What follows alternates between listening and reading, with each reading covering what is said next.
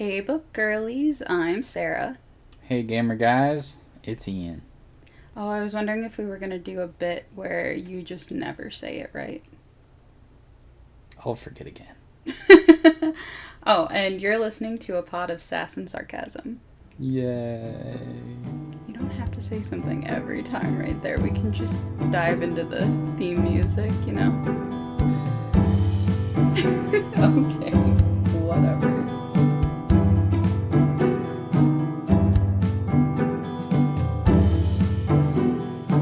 It sounded like you were playing some games today. Do you actually enjoy playing the games that you were playing today? It was more Warframe. Oh my god. More character. This time, I wasn't just playing character. I was playing character in a spaceship. Wow. Were you playing with the boys? Yeah. A couple of them got online. Okay. And did you do more side quests like you hate? No, I didn't do any. You just sat there? I did the normal game. I don't understand how there's like the normal game and quests. Can you explain that? Every once in a while, the company makes like new storyline quests that you have to like play through.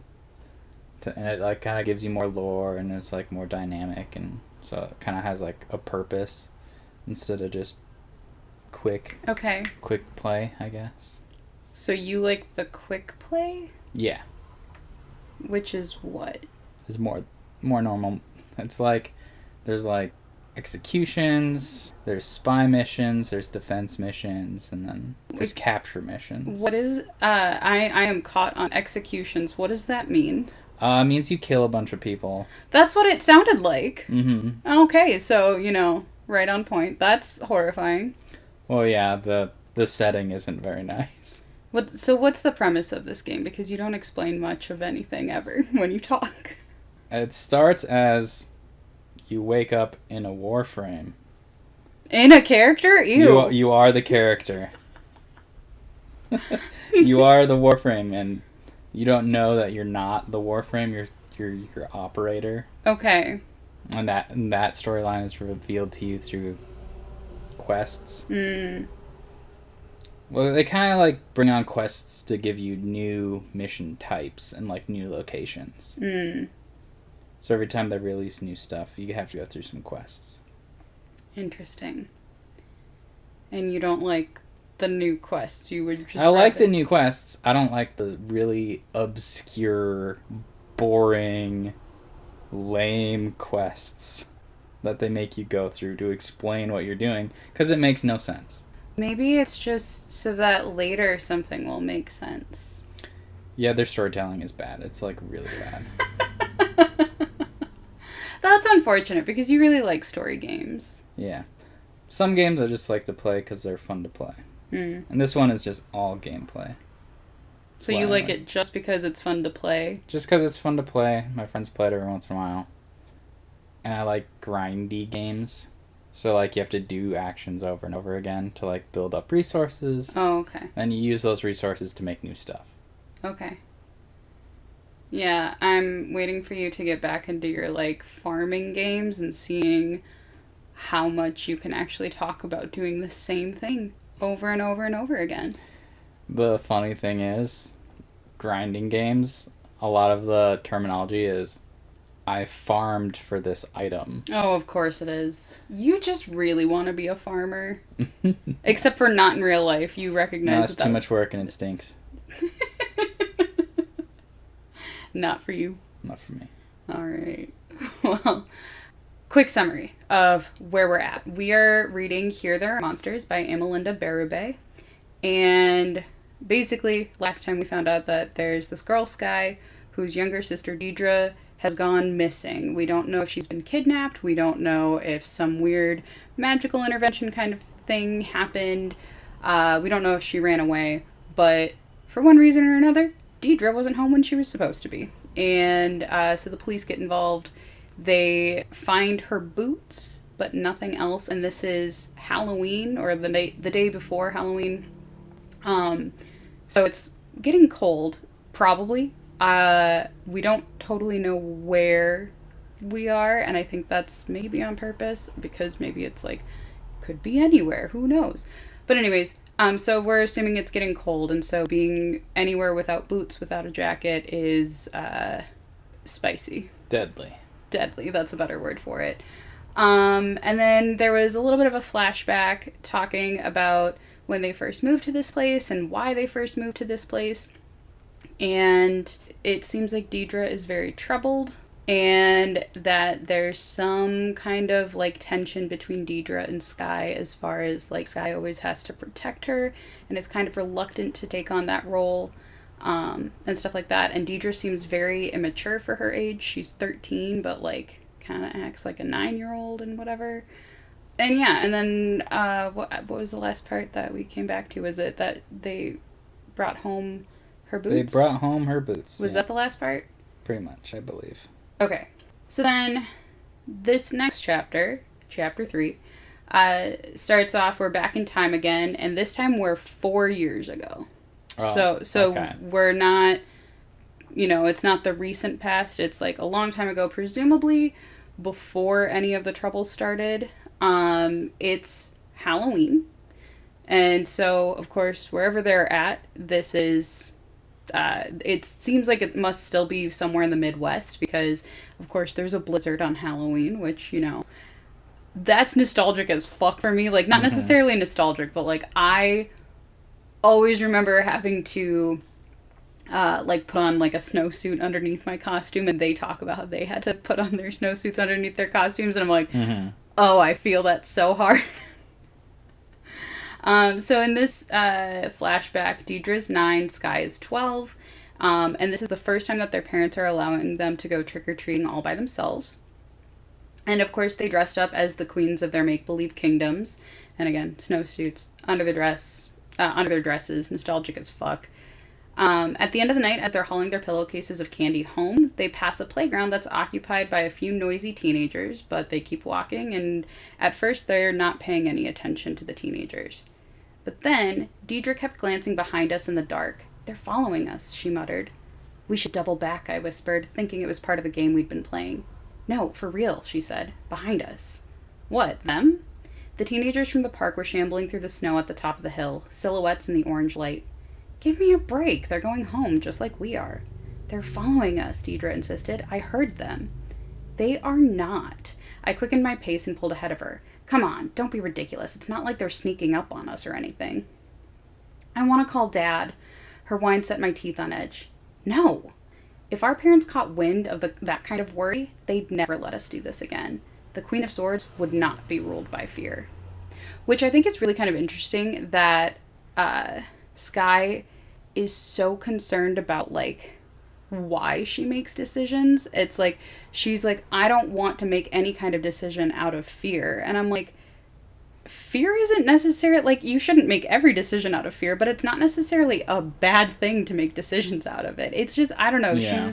she seems very concerned about why she's making decisions rather than the decisions she's making. I got that she's more like, I want more freedom. True, that too. I think that her wanting freedom and also wanting to be, like, in control is going to be a big part of this. Yeah. So they kept walking, and Deidre kept looking back, which really annoyed Skye.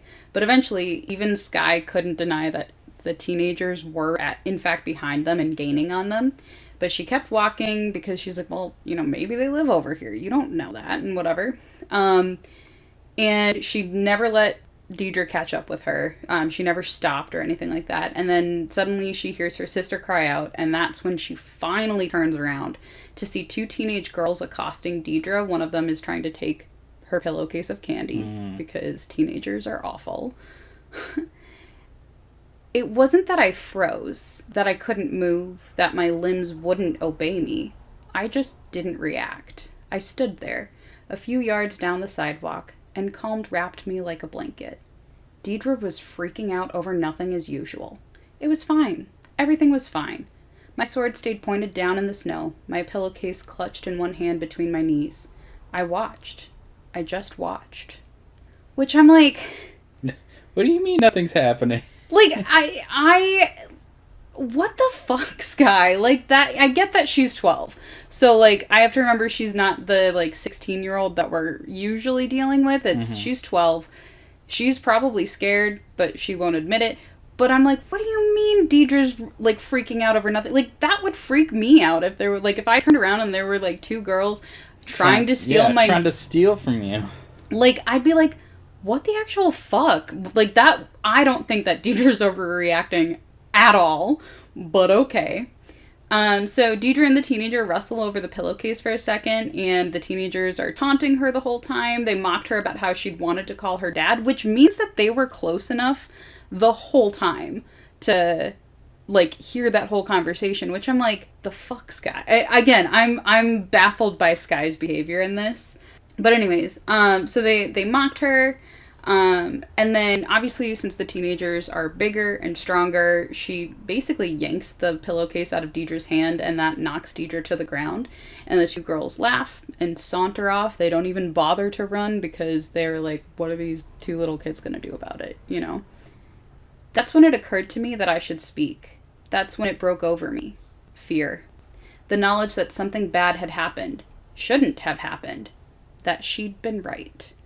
Wow, you just really wanted to be so right, and you wanted Deidre to not be right? Mm-hmm. Like, I get, maybe that's an older sibling thing. I wouldn't know. I'm the younger sibling in my family, so, like, I don't know. But that's just, it's super weird that even when they were young, and this is presumably before any of the trouble started in their lives. Like, I don't know. They got we're the queens in our make-believe. I don't know. Yeah, but in the earlier chapters, they explained that Deidre kind of came up with them when she got into, like, tarot cards and stuff, and there was, like, something of swords or whatever. But, like, so, like, they've had these make-believe kingdoms more than just, like, as terms of, like, this protective thing. It's been just, like, it's a game that they played, which I'm like, that sounds like a game I would have played when I was their age. I don't know. So they trudge the rest of the way home in silence because Deidre is pissed at Skye for not intervening, which I would be too. Like, I mean, like, I'm thinking of it from the younger sibling's perspective of, like, you think that your bigger sibling is going to be able to beat up anybody for you if you need them to, and she didn't. And also, I'm like, it's not just that, like, Skye didn't beat anybody up, it's that, like, she first of all told you that you were wrong, she gaslighted the shit out of you, and then she's like, just walked away and watched you get beat up, pretty much. And I'm like, that's just shitty. So, like, Deidre has every right to be angry. And then when they get home, Skye immediately does, like, damage control with her parents, and she lies and says that the reason that they only came home with one pillowcase is that Deidre's ripped, and so they put all of the candy into one pillowcase, and so that this is both of their candy and stuff like that. And I'm like, weird that at 12 you already know how to do that kind of damage control. And also, why wouldn't you just say, like, some fucking kids stole our shit? Yeah, and, like, I get that, again, she's like, well, then they're not gonna let us go out again. But I'm like, who cares at that point? Like, you really, like, she really does not care for her sister, even when they're young. That's the vibe I'm getting out of this. And, of course, Deidre doesn't say anything to the contrary because she's so pissed that she's just staying quiet.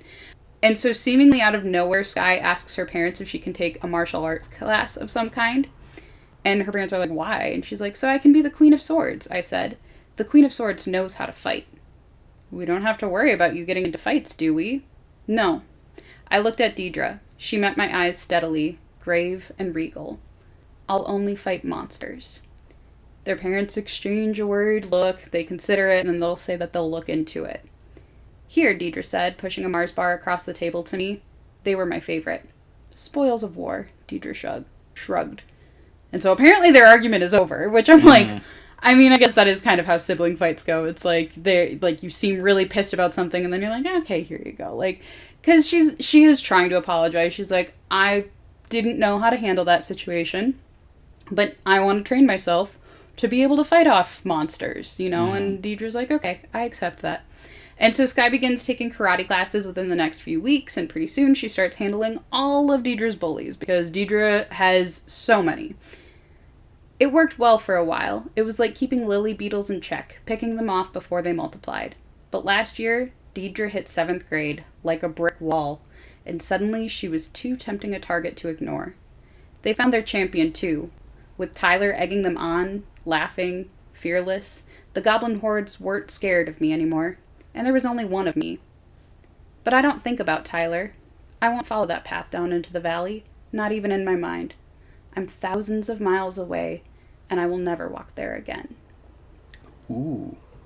So something happened, and like we were talking about earlier, how like Deidre had mentioned the creek, or like the lagoon or the valley or something like that, and Skye like shut that conversation down.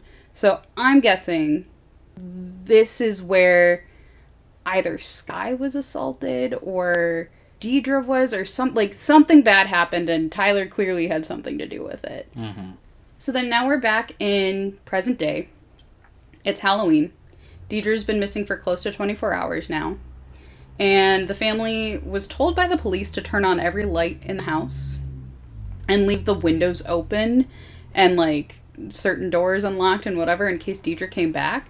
And I'm like, have these police never heard the phrase that fresh air is for dead people? No. Clearly not. They're like, we want the kid to be able to sneak back inside. And I'm like, that's so horrifying. I could not imagine, like, again, I don't have a child, so I wouldn't know how to handle this, but, like, I wouldn't want to leave my, like, doors unlocked because I'm like, what if she was taken out of here? I have another child in here. What if she gets taken? You know? Like, that would spook me. But anyways, so fresh air is for dead people or whatever.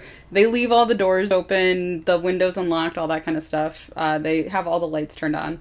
Anyways, Skye heats up one of the casseroles, even though nobody's hungry, because they've got to try to get some sense of normalcy in there. And they're all, like, picking at their food. They don't know what to talk about because, like, this is obviously very heavy, but they don't want to talk about it.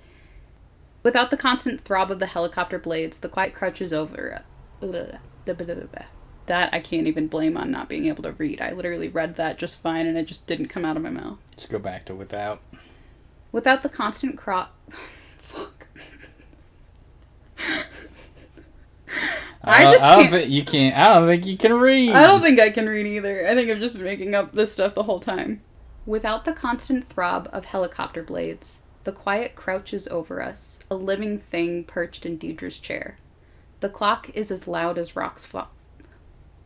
Fuck me up, Ian. You can do it, I believe in you. The clock is as loud as rocks falling. Mom's fork scrapes against her plate. Dad takes bites, chewing dutifully. I just like the way that they talk about like the emptiness or the quiet as like this living creature sitting in her chair. Mm-hmm. I think it's really, I don't know, it's just really cool. And so while they're eating, in this super awkward silence, they all suddenly hear this like thump overhead. And, like, a scratching, scraping, rattling type sound. And it, like, continues. It's not like it was just one thing and they all looked up and was like, wait, did we all hear that? It was like, no, there was a thump. And then there's, like, a continuous, like, scratching sound. And they all have the assumption that it's coming from the roof. So they all go outside to check. And they're calling Deidre's name, scanning the roof and the area with flashlights. And Skye is, like, reasoning both out loud and in her head that if Deidre was on the roof, the choppers that have been going through the area all day would have found her by now. So it can't be Deidre up on the roof. And of course they don't see anything out of the ordinary, not on the roof, not in the surrounding area. And they think, well, maybe it was something in the attic. And they're thinking that's more... what I was going to say. Maybe it was in the attic. Yeah, so they're like, maybe it's a raccoon. Maybe it's their cat. Because apparently their cat's also been missing for a while. They go into the attic to check, or at least the dad does. But he doesn't find anything. And so after a while, they don't hear the sound anymore. And they all just try to sit back down for dinner. But, like, how do you go back to dinner after that? Like, your kid's missing... You're hearing shit now. Mm-hmm. But everyone's hearing shit. Yeah, that's true. Everyone is hearing shit. They don't see anybody. They don't see any evidence of an animal either. Mm-hmm. And so they try to sit down and try to finish eating, but, like, they weren't hungry to start with, and now they're definitely not finishing their meals. So Brent, who's the dad, tries to go to bed. Sara, the mom, is like, I can't sleep. I'm going to stay up. and she actually tries to get some work done on her laptop, and Skye, of course, feels obligated to stay up with her. When she's about to pass my chair, she stops suddenly and leans over to gather me into a hug. I freeze for a startled second before managing to return it. Mom's not usually a huggy person. Her voice breaks as she speaks into my shoulder. Oh my God, Skye, what are we going to do? I can't stand it. It's okay, Mom. It's not. Of course it's not. They'll find her. She straightens up, shaking her head, lips pressed tight together, and disappears into the living room. After a moment, the clatter of her keyboard rattles into the silence. Icy air from the patio door spills over my feet. Outside, night is deepening across the yard, imperceptibly as a flower opening, full of whispers and shifting leaves. Ooh, I just get all the goosebumps with her writing. It's really good. It's so good. And also just, like, the fact that, like, she freezes when her mom, like, touches her, and then is like, okay, I can, she's not usually a huggy person, but I'm like, my mom's not usually a huggy person, but, like, I don't know if I would, like, freeze if she tried to give me a hug. I don't know. Like, this is, again, like, her relationship with her mom seems very tense, and very just strained before any of this started. Mm-hmm. Do we know what the mom does for work, or? Other than it involves a laptop, no. Okay. So after a while, Sara, the mom, eventually abandons her laptop in favor of doing some house chores to clean up after the police, because after they'd conducted their initial search, some shit is out of whack. And Skye refuses to sleep, almost as if she's punishing herself for being asleep when Deidre went missing. Mm-hmm. It's not my job to protect her. I repeat it like a mantra. It never was. Not really. It should never have been my job in the first place. No, it is your job. Sorry, you're the older sister. You're the older sibling. It is your job. Yeah, I think she's very good at, like, deflecting and, like, making it not her problem. Yeah, but she knows it is her problem. Yeah. She wants it to not be her problem, but... And I don't know why she hates her sister so much. Like, the more that I'm reading this, the more it's not just, like, that annoying younger sibling thing. Because, like, I grew up with people who were older siblings all the time, and they hated their younger sibling in a way, but they're like, they're so annoying or whatever. But, like, they would cut a bitch for their sibling at the same time. So it's like, she doesn't have that, like, other piece. Like, she's like, Deidre was annoying as shit. She refused to grow up. There's no good qualities about her whatsoever. I don't want to be her sister. Basically. Like, that's basically the vibe I'm getting out of her. And I'm like, what happened with you guys? I'm so confused. So she eventually becomes super restless because she's, just sitting there. She was scrolling on her phone. She tried to do, like, homework or something, and she can't do anything. So she goes to her mom, who's, like, cleaning up some stuff, and she asks if she can do anything to help.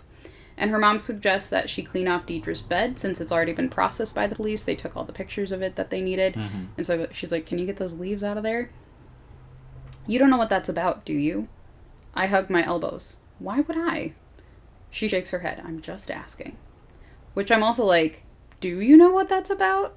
Like, do you know and you're not saying it? I don't know. And so while Skye is clearing up the leaves, she finds her old sword that her dad had made for that Halloween costume the 4 years ago.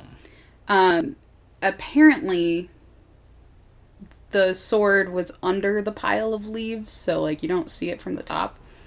But Skye is especially, like, spooked by seeing it because she thought that she had, like, thrown it. I don't know if she threw it away or if she just, like, put it, like, away in the garage or something like that. But, like, she basically was not expecting to see the sword, really. And especially not in Deidre's bed. And, I'm also confused why it's in Deidre's bed. Did Deidre put it there? If she was kidnapped, did her kidnapper put it there?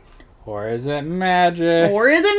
But also, like, why didn't the police find it? Because, like, I get that they took pictures of stuff, but, like, they don't move objects? They don't touch the they've apparently, like, thrown everybody's clothes all over the place, but I'm like, you didn't poke the pile and see if there was something in it? I don't know. That's just really weird to me that they didn't find it. But whatever. I'm not going to do the police's job for them. So Then Skye has this very dramatic moment when she marches out to the balcony and yeets it into the darkness. But, like, in all reality, it probably only went, like...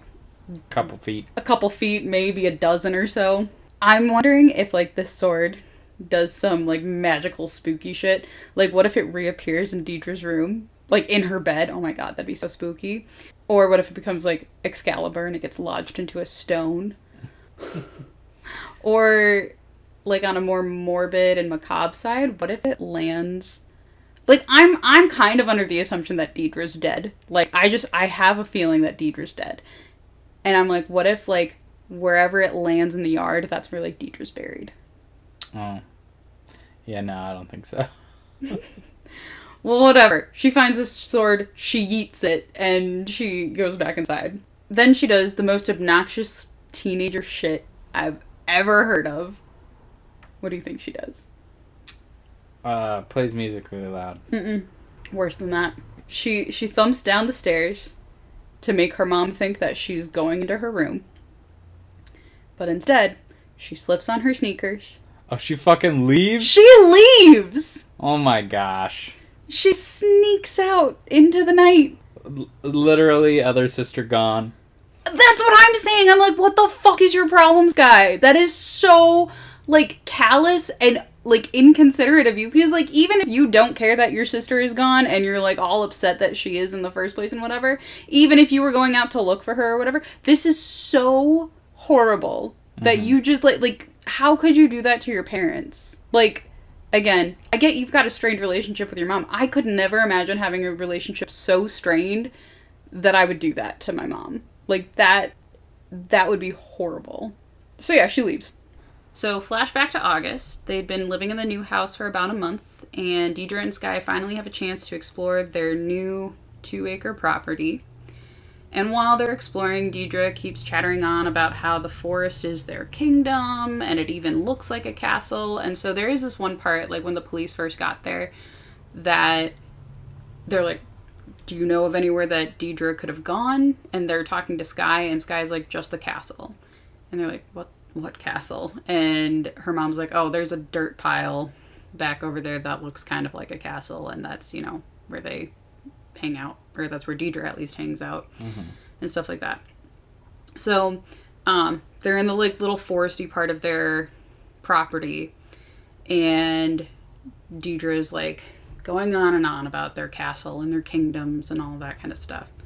Can you feel it, Skye? It's magical. It makes the valley look so tame. It's like it's been waiting for us. It feels alive, like a dryad forest. Or a dryad? I don't think it's druid. It's dryad. Is it dryad? Okay. Yeah. I'm like, I've never heard that term before, and I was going to look it up, and I totally forgot. It feels alive, like a dryad forest, you know? Skye grumbles that she's really not interested in this conversation. She really only got out of the house to get away from her parents, and all that kind of stuff. But Deidre persists, seeming pretty oblivious to Skye's attitude. And she tries to make Skye chant their special spell that they invented years ago. And Skye just very suddenly loses her shit. I'm not playing that anymore, I snapped. You know that. She stared at me. I thought moving would help, she said, turning petulant. What's wrong with you? Ever since you captured Tyler, don't talk to me about that. I focused on my muddy knees. Didn't even look at her. I told you not to ever talk to me about that. I don't know what your problem is, she huffed. He deserved it. He deserved it? Wait, hold the fuck up. Because until... Who's the real troublemaker here? I don't know. That's... Okay, but that was my fucking point. Like, up until this point, I've been under the impression that the family moved because of Deidre's problems. Because Deidre was causing trouble. But we're from Skye's perspective. True. So the only reason she did stuff was to protect Deidre. Mm-hmm. So actually it's Skye that's hurting other people and making them move. Yeah, that's what I think is going on. So I've been under the impression that they moved for Deidre's benefit, not for Skye's. But as we go through here, I'm learning more and more that Skye is an unreliable narrator, which I love. I love me a good unreliable narrator. I love not being able to trust the information that I'm getting. It just makes the story way more interesting. So maybe, here's a possibility. One, what you said of, like, maybe the parents are only getting, like, Deidre's side of the story, and so it looks like Deidre's the one in trouble, but it is actually Skye that is, like, doing some horrible shit. Or maybe Deidre's behaviors are a cover for Skye, and that, like, Deidre's taking the blame for being, like, the troubled kid, when literally, like, Skye is, like, maybe violent in some way. Because I also thought that Tyler had done something to Skye, the way that she was, like, avoiding the subject and not wanting to talk about it and being like, I'm never going to go back there or whatever. And I'm like, it makes it sound like you were the victim of something. Yeah. It sounds more like the way people talk about anger issues. You know, I said, like, I won't go back there. I won't be that way again. Oh, yeah. That's kind of the same language people use. Like, I won't go there again. Mm-hmm. I won't go to my angry place again. Maybe. Yeah, because, like, I was thinking of it from the perspective of, like, it's, like, a victim's place of, like, I'm never going to be powerless again. I'm never going to be, like, abused again and stuff like that. But, like, this clearly changes that. Like, she was not powerless in this situation, it seems. So I thought that that Tyler had done something to Skye, or maybe he'd done something to Deidre and Skye felt very helpless in that situation.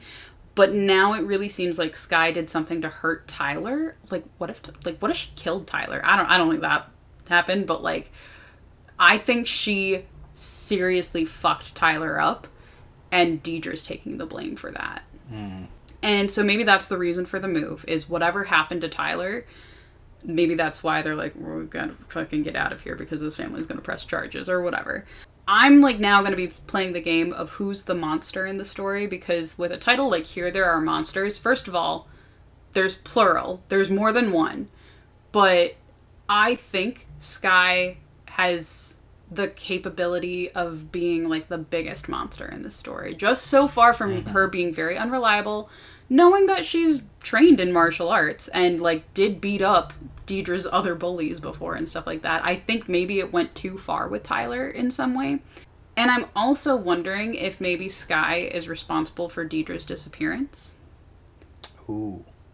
Because here's the thing, if she's capable of hurting Tyler badly enough that the family needs to move, if that's what happened, but I'm pretty sure that's kind of what happened. And she also seems to have some, like, suppressed memories, because there was that time earlier when she like felt uncomfortable, but she didn't know why when Deidre was talking about certain stuff. So I'm just like, what is she capable of? Because we know she's capable of some pretty dark shit already. And I also wonder, because earlier when she, like, woke up and she's like, I didn't think I fell asleep for that long or whatever.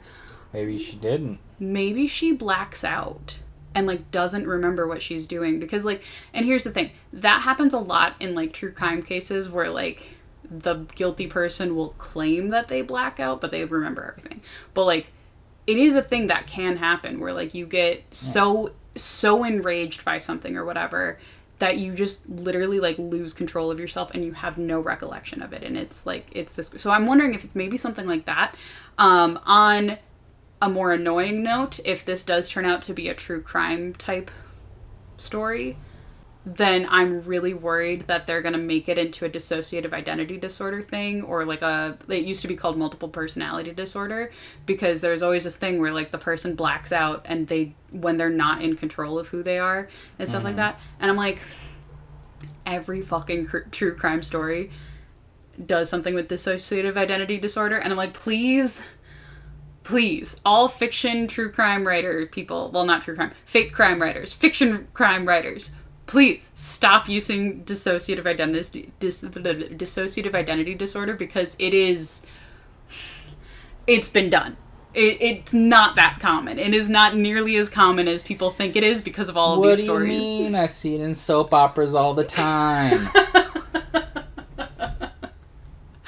I'm tired of it. I can't tell you, there was one year when I read, like, 4 mystery novels, and each and every one of them had dissociative identity disorder as the culprit. And I'm like, you're shitting me. And they were all randomly picked. They weren't like, it wasn't like, oh, you liked this book? You'll like this other book with the same fucking idea. No, they were all completely separate, had nothing to do with each other, and they all had the dissociative identity disorder, and I was real pissed about it because I'm we'll like... see. It feels suspicious, like it might. That's what I'm worried about. Like, if it very much could be that if Skye is responsible for Deidre's disappearance, that she blacked out and maybe she became her, like, Queen of Swords or whatever. Yeah. And, like, stole her, killed her, did something. Yeah, how have the police not found the body yet, though? Good point. We'll see. We'll see. Maybe she's going to find it right now. But there's still, I mean, like, there are still a lot of possibilities in here for what could be happening, including magic. Like, I'm not entirely... Not counting it out yet. I'm not counting it out yet, because there's still some weird shit. Like, what was the stuff with, like, the thump they heard at dinner? You know what I mean? Like, the noises that they heard at dinner? That's fucking weird. Like, are they all sharing some kind of weird delusion, too? Like...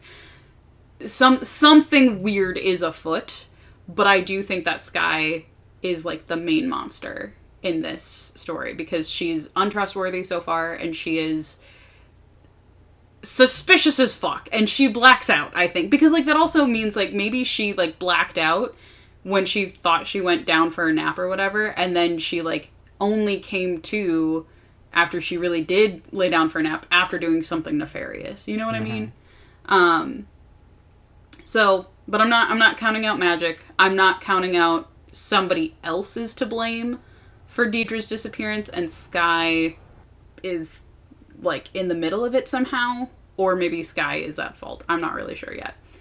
So anyways, a few days later, Skye is taking care of her plants when Deidre again tries to get Skye to play kingdoms with her.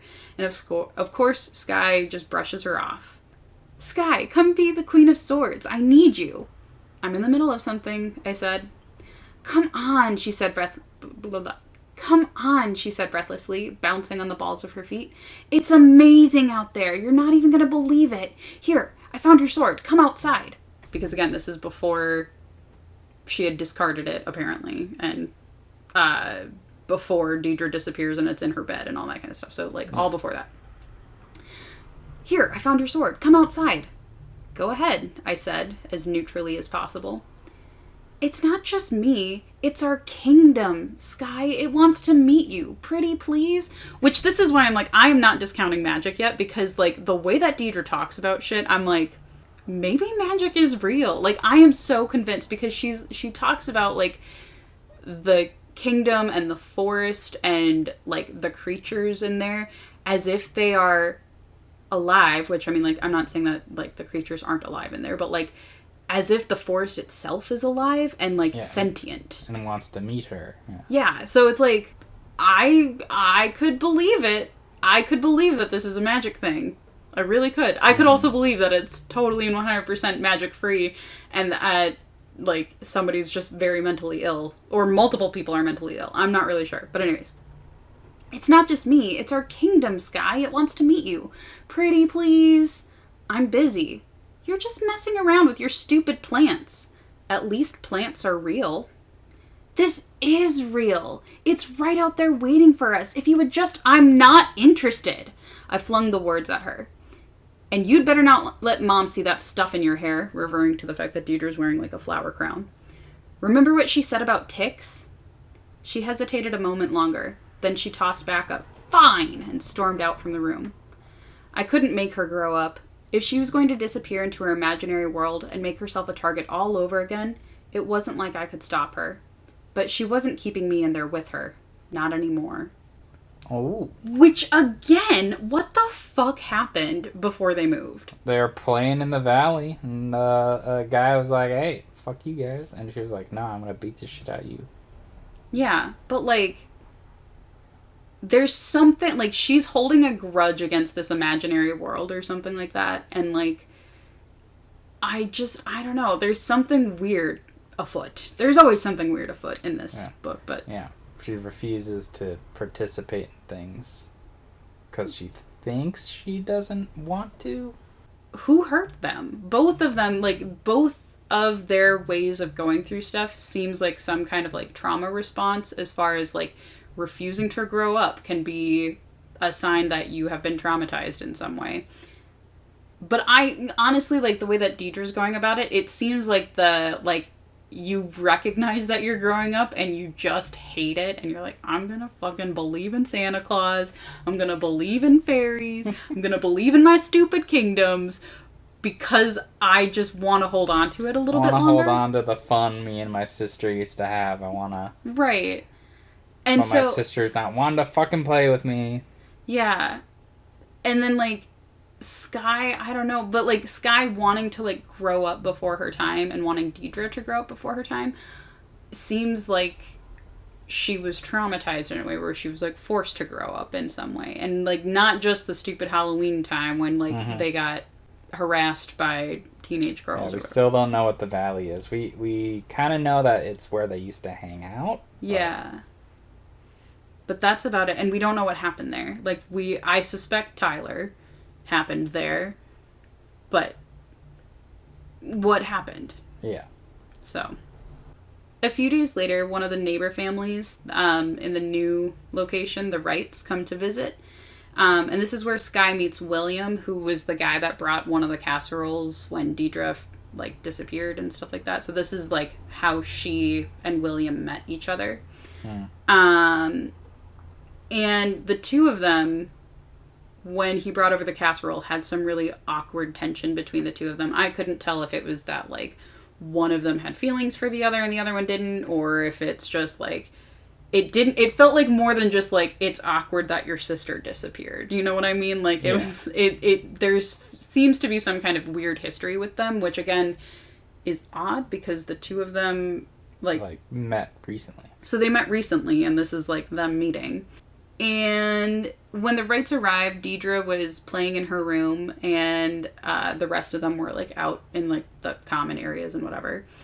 And so after the Wrights introduced themselves to the parents, and the kids introduced each other to themselves and whatever, the parents go to the kitchen to hang out because that's what adults do. I'm guilty of that. I will always go hang out with people in the kitchen and whatever. But then Sara, the Skye and Deidre's mom, asks Skye to go get Deidre out of her room because she's like, we've got company, like, fucking...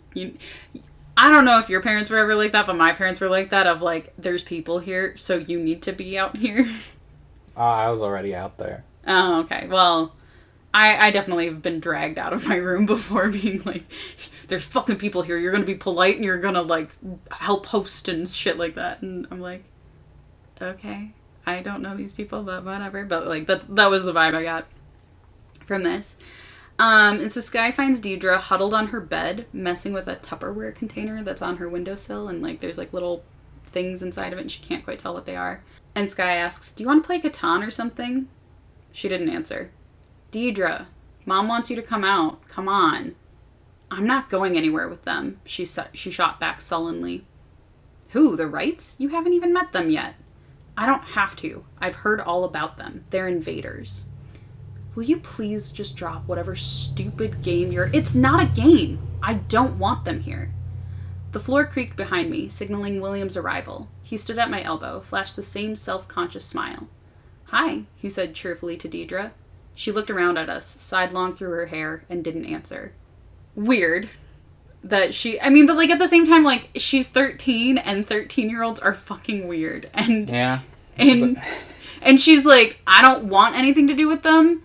And it could be that they are truly, like, people that she doesn't want to associate with. Yeah. It could also be that she's stubborn and 13 years old and is like, no, I'm doing my own thing and I don't want to participate, so fuck everybody, you know? People like, I don't want to know in my house. Invader. Exactly. So it's like, it could be something like that, but then it also brings the idea, are the Wrights, or is somebody in the Wright family one of the monsters of the story? Ooh. I don't know if it would be William or the dad. Those two would be, like, my primary suspects of being, like, the monsters in this story. And again, if this is, like, some kind of magical kingdom or magical intervention of some kind, maybe Deidre did find out some, like, spooky details about them. I don't know. Like, I don't think that William or the Wrights have magic themselves, but I think they've done something to the forest in some way that, like, Like, they could be involved with, like, development plans and shit like that. Who the fuck knows? But yeah, so far it just seems like a normal-ish interaction. That's the hard part that I can't wrap my brain around, is like I cannot tell if there is genuinely magic in here or if this is a, like, true crimey type story. And I think that's the point. I think it's supposed to be like, is there magic? Is there not? Who knows? But I would like to know. I would like to know soon. I thought I would have known by now, but I don't. So she's just, like, staring at them through her hair, which I'm like, you fucking creep. Oh my god. And then it was finally at this time that Skye finally figures out what is in the Tupperware that Deidre's playing with. And it's mouse skulls. And Skye is both disgusted, surprised, horrified. You name the emotion, she probably felt it. And she's like, what the actual fuck? And she, like, Deidre starts going on about how, like, it's probably, or she's like, you know that owls will, like, spit out bones and shit like that? So she's, like, I think she's trying to account where she got them from. Yeah. Is, like, some owl pellets and stuff like that. I don't know. Maybe Deidre killed some mice. We don't know anything, man. Like, everything is on the table because Skye is an unreliable narrator, and Deidre's weird as fuck, and her family's weird. Everybody's fucking weird in this book. I don't know how to, like, I don't know what to believe, so, like, all I know is she was playing with mice skulls. Where did she get them? I don't fucking know. Owls would make sense, yeah. Owls would make sense, but nothing so far makes sense in this book, so I'm not leaving anything out. But anyway, so she's, like, going on about how it's probably owl pellets that she got them from. And William genuinely seems interested in them. And he's like, that's really cool. And, like, so it doesn't say anywhere that Deidre hisses at him, but I'm just picturing that she does, and she just goes to be a fucking weirdo. Not a cat girl. She's not. She is a cat girl. They have a cat, and, like, the cat only likes Deidre, of course. But she, like, basically, in essence, hisses at him, and she says that the mice skulls don't like him. And then she... That's pretty neat. Well, the mice don't like you. And then she also has to add on there that he needs to stay out of the woods because the woods don't like him either. So again, could that just be a 13-year-old being a brat? For sure. Could it also be some spooky magical shit? Also for sure. I am getting so frustrated. I need to know right now if there's magic in this book. But basically, she freaks William out enough that he, like, leaves. He's like, well, alright. And then, like, Skye is like, oh my fucking god, Deidre, could you just get out here, please? And Deidre's like, no. And Skye's like, you know what? I give up. I did my due diligence. Mom sent me to get you. I told you. I warned you about what's gonna happen. Mom's gonna be, like, up your ass next. Bye. See you later. Whatever. And so she goes out into the common area and starts setting up Catan because she's like, I need something else to focus on right now because this is so fucking frustrating. And William, of course, comes to sit next to her and whatever, and they start playing Catan. And they surprisingly become bestest of best friends over the game of Catan, which clearly they're playing it wrong because I have lost friendships over Catan. I have made people cry. I've cried because of Catan. Like, they didn't embargo enough. They didn't. Well, I mean, it was just the two of them, so it's like, Yeah. Who knows? But even so, I'm like, you didn't play it right. If you guys became friends out of it. Well, 2-player Catan you can't trade, so. That's fair. I wouldn't have been friendly with him or whatever. I would have been like, you're fucking going down. You're going down, motherfucker. You. Yeah. That gold tile is mine. But anyway, so eventually Deidre comes out of hiding and legitimately gives William the stink eye the entire time that she is out of the room. She's just, like, glaring at him from across the room, and he, like, looks and sees that, and then he turns back to Skye and is like, what the fuck? And then she's like, I'm so sorry. I cannot control her. She's got a mind of her own. It's crazy. And then he's, like, super tense while Deidre's out because he's like, she's still there? She's still looking at me? And of course, she is. Yes. The whole time. Mom tried to draw Deidre into conversation with the grown-ups, but got only monosyllables. She refused to join them at the kitchen table and shrank into the corner instead. Her presence blighted the room, and eventually, the Wright started to make bright, friendly overtures about heading home. So basically, she finally comes out, deigns to, like, show her face, and just fucking sucks the life out of the party to the point that this entire family... was like, well, we're gonna go. We're gonna go. Bye. Your weird gremlin child's mean mugging us. We're gonna go. That's exactly what's going on. It's so weird. Oh my god. So I think that it's possible, again, that the Wrights are the monsters in this book, but I just don't know who to believe, because Skye is unreliable, Deidre's weird as fuck, and I don't know any of the other characters well enough to know if I can trust what they say. Do we know where Skye went when she slipped out? Has time passed after that point, or no, not yet? Oh, speaking of, now we're back at the present day, and Skye is sneaking out. So she's sneaking out, and there's some cop cars that are stationed out front because, there's a child missing. And they surprisingly don't stop Skye from leaving. They, like, she waves at them, and they wave at her, and then that's it. And, like, they don't ask her where she's going. They don't, which I find highly suspicious. There is a 13-year-old who is missing. We don't know the circumstances of if it was, like, she ran away or if she was taken or whatever. Mm-hmm. And they don't follow her or find it suspicious that she is also leaving in the middle of the night. Like, that's fucking weird. We don't know how late it is. It's late enough that it's dark outside. It's October, though, so I guess, like, that could be happening, like, at 6 o'clock. Who knows? But, like, I think it's weird that they don't follow her. But again, maybe the cops are just really bad at their job. Nah, they're just supposed to be there, like, I don't need to control where this child goes. I just need to be here. Yeah. But you would think they'd be at least a little bit curious about where she's going. Oh, maybe they follow her. Maybe they do. And maybe Skye's really bad at noticing that because she... doesn't seem to... We have a history of her not noticing people following her. That is true! Maybe the cops followed her the entire way there. But, okay, so she goes to this Halloween party. She had already been planning to go to this Halloween party before Deidre disappeared. And then when Deidre disappeared, she's like, I guess I'm not going to that party or whatever. Which she didn't sound too excited about it anyways, because it's being hosted by this guy named Kevin. And... you know how Kevins are. She didn't seem too thrilled about going over to his house, but now she's like, I need to get out of here. So she's like, I'm going to go to Kevin's party because he lives right up the road. It's a little awkward at first because everyone's like, isn't your sister missing? And she's like, yeah, I needed to get away from all of it. And they're like, oh yeah, now put that burden on us, bitch. Like, okay. Like, now we have to make sure that you don't feel super uncomfortable because we don't want to watch you cry about this shit. After a little bit, she gets a drink. Everyone mellows out. Things go back to normal. People start gossiping about other kids that they know. Same kind of stuff. Everyone laughs again. I manage to smile enough that I'm participating, but something bristles under my skin, refusing to be soothed. A voice that sounds like Deidre's. Seriously, it says, this is what you chose? Over your sister?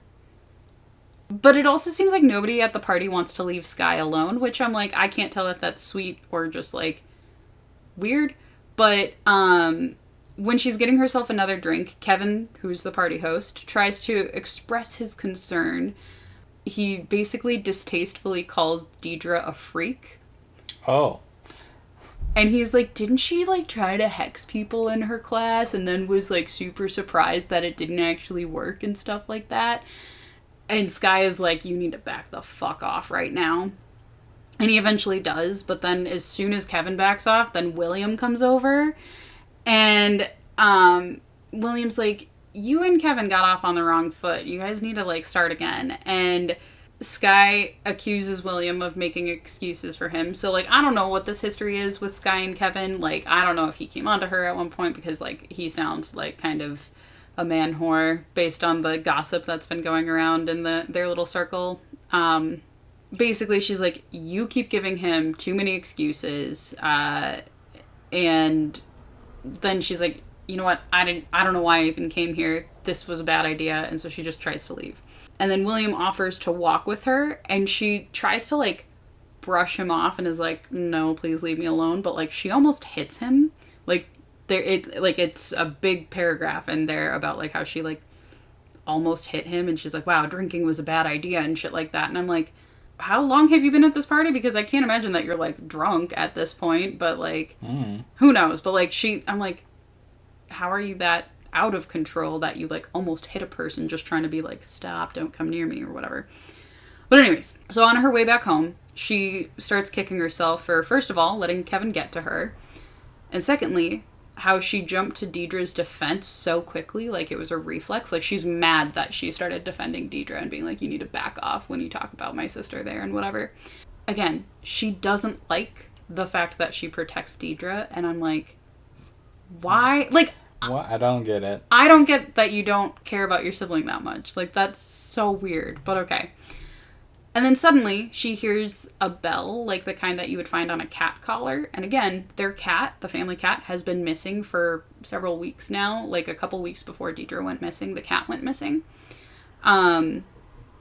So when Skye hears the bell, she stops and starts looking for the cat. And she, she'll be like, here, kitty, kitty, kitty, kitty. And then she'll stop and listen, and then she hears a bell. And she's like, oh, what the fuck is that? She also sees a light at the edge of the forest, and she doesn't explain what the light looks like, how big it is, or anything like that. She just sees a light, and she says that it goes, like, on and off the way a firefly would. But again, this is, like, end of October, way past firefly season. Like, there should not be any fireflies out there. But, like, that she describes it like that, so I'm assuming it's about that size. I don't really know. It's really creepy, by the way. Isn't it? Yeah. So she starts to run after it, but after the light, but then she falls into a creek that's on the property, because she's pretty close to, like, she's, like, technically on her family property. When she hears this, like, she was approaching the police cars that were parked out front when she heard the bell and then saw the light and stuff like that. And she falls into this creek. Hello? Someone calls. An urgent male voice. A car door slams and a flashlight beam catches me in the face. I put a hand up to shield my eyes. Hello? Who's there? It's me, I manage. It's Skye. It's just me. The officer doesn't move his flashlight. What are you doing? It's just, our cat went missing last month, and I thought I heard. I twist around to look at the woods again, but there's no sign of whatever it was I glimpsed. And I saw something just now. A light in the woods. I swear I did. We stand there a moment, his flashlight scanning the face of the forest and back and forth. Searching. Everything is silent. The light splashes over the gray tree trunks, tall grass. Maybe Deidre heard the same sound. Maybe she followed a dancing light into the woods. First of all, I don't know what it was about this scene. I don't trust this guy. I don't trust that he's even a police officer. He doesn't introduce himself at all. He doesn't say, like, hi, I'm a police officer or whatever like that. She just assumes because he has a flashlight and he, like, sounds, urgent. Like, hello, who's there? And I don't know if it's just that, like, this is a book with monsters in the title, but, like, I don't trust anybody anymore. Like, I'm like, and nobody's safe. But, like, he doesn't say that he's a police officer ever during this interaction. He, like, just because he has a flashlight doesn't mean he's a police officer. She doesn't describe what he's wearing at all, and I assume it's because she can't see what he's wearing because he's fucking flashing it in her face and stuff like that. So I find it very suspicious, this guy. Like, I don't know what it is, but I just got a weird feeling about him, and I'm very suspicious of him. So basically, this officer says, I'm going to say in quotes all the time because I don't believe that he's a police officer. He's like, a lot of cats around here wear bells, so you can't trust that it would be your own cat. He helps her up, which, whatever, because she, like, fell into a creek. And as he's doing so, Sara, Skye's mom, comes out the front door because she heard the commotion. And she's like, what are you doing not in your bedroom? Not even that. She comes out calling Deidre's name because she hears a commotion and she assumes that Skye's in bed. And hears, like, this commotion outside of, like, somebody falling into the creek. And he's like, oh my god, Deidre, are you home? Oh no. Isn't that sad? So of course, she's hoping it's Deidre, and Skye has to disappoint her and be like, no, Mom, it's just me, I'm a dumbass. And her mom scolds her, and is like, we'll talk about this later, and sends her inside. I scurry into the house, trade my soggy cuffed jeans for flannel pajama bottoms, crawl into bed. The front door slams again, but Mom's footsteps creak slowly up the stairs instead of down, toward me. She doesn't want to have that conversation any more than I do. The porch light spills through my window and won't let me sleep.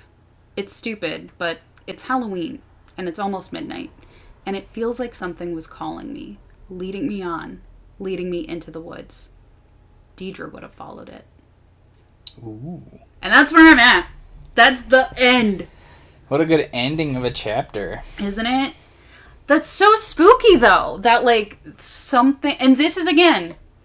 Is it magic? Is it just really cunning, creepy people doing creepy shit? Is it her own mind playing tricks on her? I don't know. But, like, that part right there really got me into, like... Maybe it's magic. Yeah. I don't know. Or something that appears like magic. I don't know. I'm feeling magic-y about this book.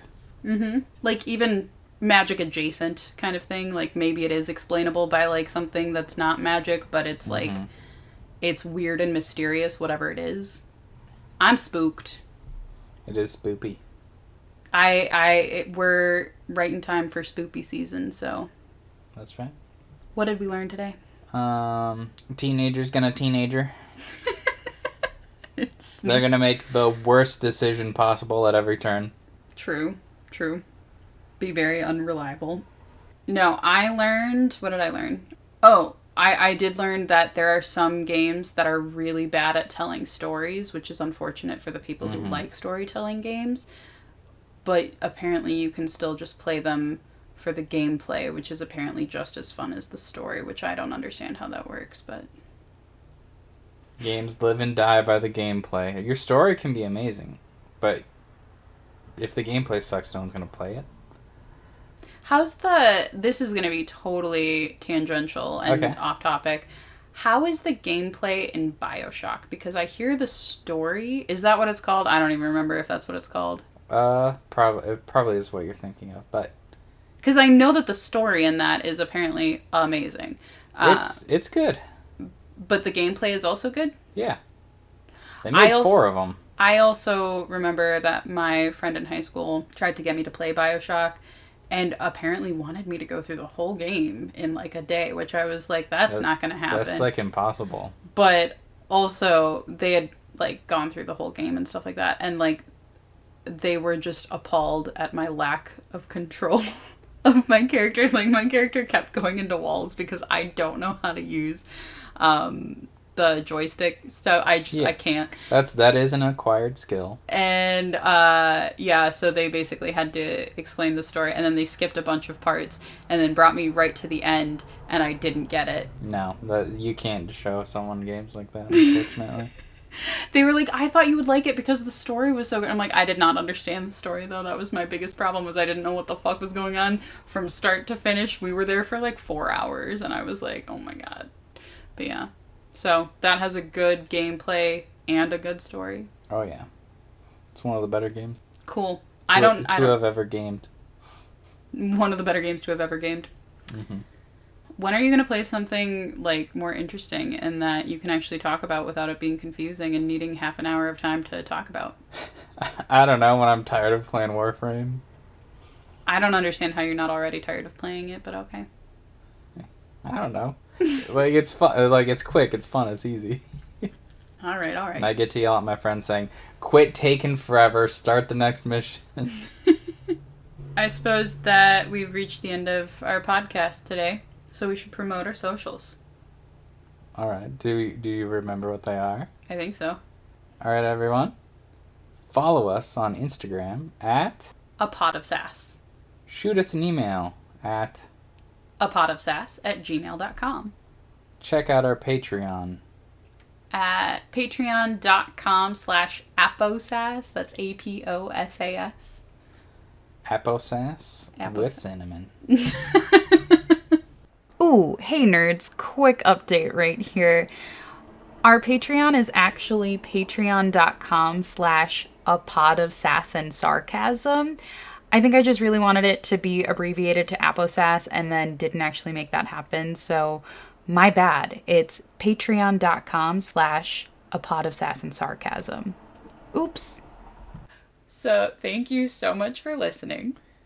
We'll see you next time. We hope you keep listening.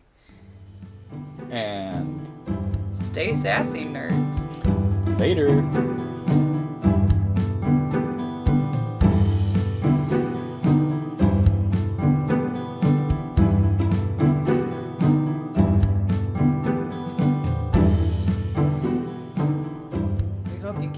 Are you gonna say anything for this outro? I don't know what to say. You say thanks for listening. We hope you. I swear to God, if you make this. Okay, folks. Real quick. Side note. The amount of recordings we have had to do for this one episode because our devices just hate us. The one fell asleep in the middle of it, and it was like, "You're done. You're out of memory. No more." And then this one fell asleep during it, but like it recorded most of the way, and then somebody pulled out the cord. Like, it's not alright, it's my fault, but like, too bad. And he almost just pulled it out again. I'm like, we just have one more thing to do. And he's like, we recorded the socials. We don't need a sign off. Yes, we need a sign off. Well, you don't like just the socials and then just dead air and the episode ends? Anyway, enough with this bickering.